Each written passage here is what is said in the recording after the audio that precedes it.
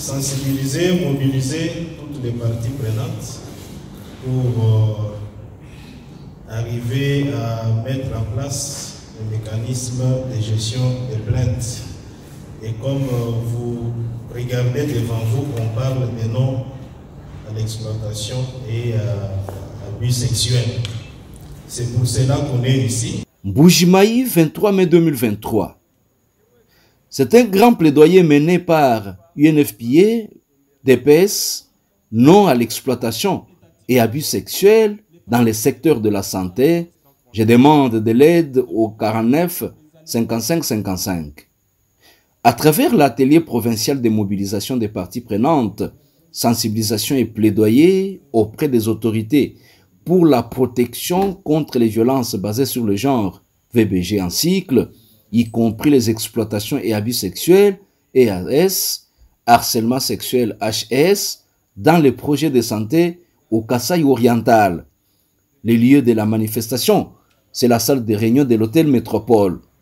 Résultat, en dehors de la centaine de participations, 2 ministres provinciaux, à savoir Madame Dr Sylvie Mbouyi, ministre provincial en charge du genre, et son collègue Maître Maurice Mbaya de la Santé, ont signé provisoirement, séance tenante, les codes de bonne conduite, qui est une déclaration d'engagement des agents et partenaires du PDS au respect des bonnes conduites, d'éthique et des bonnes mœurs.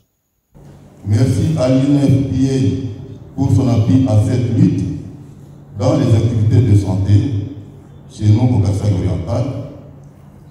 Merci à la cellule genre qui a la charge de ces mécanismes dans notre province. Merci encore une fois à vous tous qui faites déjà partie de l'équipe de lutte et des combats contre la violence basée sur les genres, y compris les exploitations et abus sexuels, harcèlement sexuel au Kasaï oriental. Et vive la province du Kasaï oriental, plein succès à la protection contre les exploitants, l'exploitation et abus sexuels dans les projets de santé au Kasaï oriental. Ainsi, je déclare pour cet atelier, je vous remercie. Ce, après échange interactif autour des exposés donnés sur la présentation du projet PCA par Dr Paulin Maïba, chef de sous-bureau INFPA. Ils sont concernés dans le volet surveillance épidémiologique, nous rejoignent dans ces bateaux. Ils s'articulent autour du secrétariat général de la santé et l'IGES, et au niveau des provinces, il y a les divisions et les inspections provinciales. S'articulent autour des projets, des différents projets de la Banque mondiale. Et nous avons 6 provinces qui ne sont pas couvertes. Mais le secrétariat général de la santé a fait un plaidoyer pour que, en termes de mise en place des mécanismes de gestion des plaintes, nous puissions couvrir. Puis M. Robert Mazamba du secrétariat de PS sur le code de bonne conduite. Le personnel n'est pas autorisé à avoir des relations sexuelles avec des personnes âgées de moins de 18 ans. Cette pratique est par ailleurs interdite dans notre pays. Et déclarer ne pas avoir eu connaissance de l'âge réel de la personne n'est pas une excuse recevable. Et enfin, Dr Odette Kanyeba, point focal PCA, présidente de la cellule genre, division provinciale de la santé, sur le mécanisme de gestion des plaintes. Les comités de gestion des plaintes sont composés des points focaux.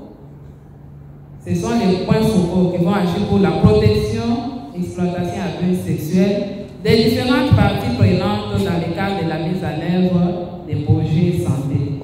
C'est comme ici, nous avons différentes parties prenantes. On a parlé de la division de santé, division du genre, pêche et élevage, d'éducation. Donc, tous ces gens-là font aussi partie. Il y a aussi d'autres organisations qui sont aussi des parties prenantes.